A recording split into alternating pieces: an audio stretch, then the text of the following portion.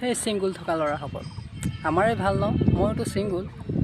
আমাৰ এটাই ভাল মানে কি, আমি আজি এফালে ওলাই গৈছোঁ ন, ওলাই গ'লে যাক দেখোঁ, যিমান ছোৱালী দেখোঁ, যিমানজনী ছোৱালী দেখোঁ প্ৰত্যেকজনীকে ভাল লাগে, কাৰণ আমি ছিংগুল। আমি যাক দেখোঁ তাকে ভাল লাগে। আমি আজি ক'ৰবালৈ ওলাই গ'লোঁ, সেইফালে গ'লোঁ, কাৰোবাক দেখোঁ তাক ভাল লাগিলে অলপ টাইমৰ কাৰণে, বেছি টাইম নহয়, বাট কিন্তু ৰিলেশ্যনশ্বিপত থকাবিলাকৰ লগত সেইবিলাক নহয়। সিহঁতি যে ক'ৰবাত ওলাই গ'লে চকু ফুৰাইও চাব নোৱাৰে। গাৰ্লফ্ৰেণ্ড যদি লগত কেনেবাকৈ যায় তো হৈছে আৰু মানে চকু অকণ মানে বেকা কৰি তেনেকৈও চাব নোৱাৰে। সেইবিলাক ক'ত সিহঁতৰ সুখ আছে। অকল গাৰ্লফ্ৰেণ্ডৰ লগতে সিহঁতি সময় কটাব লাগে। কিন্তু আমাৰ ছিংগুলবিলাকৰ সেইটো নহয়। আমি যাক দেখোঁ তাকেই ভাল লাগে। চ' মই কওঁ ছিংগুল থাকা, হেপ্পী থাকা। মানে ছিংগুল থাকিলে কি হয়, কোনো টেনশ্যন নাথাকে ন, বিন্দাছ য'ত যাব মন যায়।